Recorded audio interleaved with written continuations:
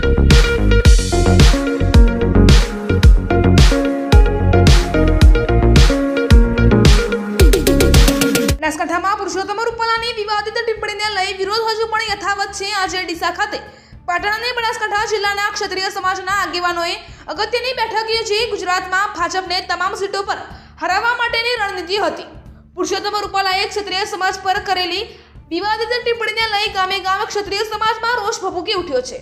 ત્યારે આજે ડીસામાં આકોલચા રસ્તા પાસે આવેલ જૈન વિહાર ધામ ખાતે બનાસકાંઠા અને પાટણ જિલ્લાના ક્ષત્રિય સમાજના આગેવાનોની બેઠક યોજાઈ હતી, જેમાં ભાજપે ક્ષત્રિય સમાજની માંગણીઓ સ્વીકારી રૂપાલાની ટિકિટ રદ ન કરતા ક્ષત્રિયોમાં ભારે રોષ ફેલાયો છે। તેમજ આગામી ચૂંટણીમાં ગામડે ગામડે જઈ ભાજપ વિરોધી પ્રચાર કરવા માટે કમલ કા ફૂલ હમારી ફૂલ વિશે લોકોને સમજાવી ભાજપ વિરોધી મતદાન કરી કોંગ્રેસને બહુમતીથી જીતાડવા માટેના પ્રયાસો હાથ ધરવાનો નિર્ણય લેવાયો હતો।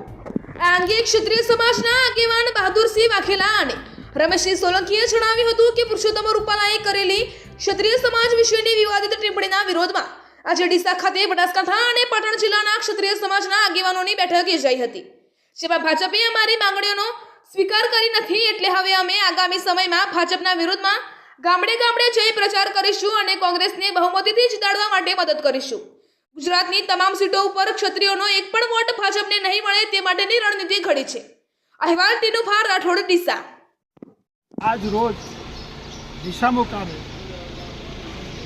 જૈન વિહાર ધામ આખોલ ચોકડી ખાતે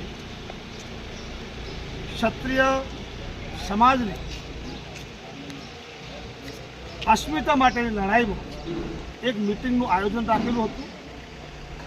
આગળની રણનીતિ આપણે શું ઘડવી એના ચિંતન માટેની એક ચિંતન બેઠક રાખેલી હતી। ચિંતન બેઠકની અંદર ક્ષત્રિય સમાજના મુરબ્બીઓ, યુવાનો સર્વે મળી નક્કી કર્યું કે આવતી 7 તારીખે જે પક્ષ આપણું માન નથી રાખ્યું, આપણું સ્વાભિમાન નથી રાખ્યું, એના વિરુદ્ધમાં વોટિંગ કરવું એવું અમે નક્કી કરેલું।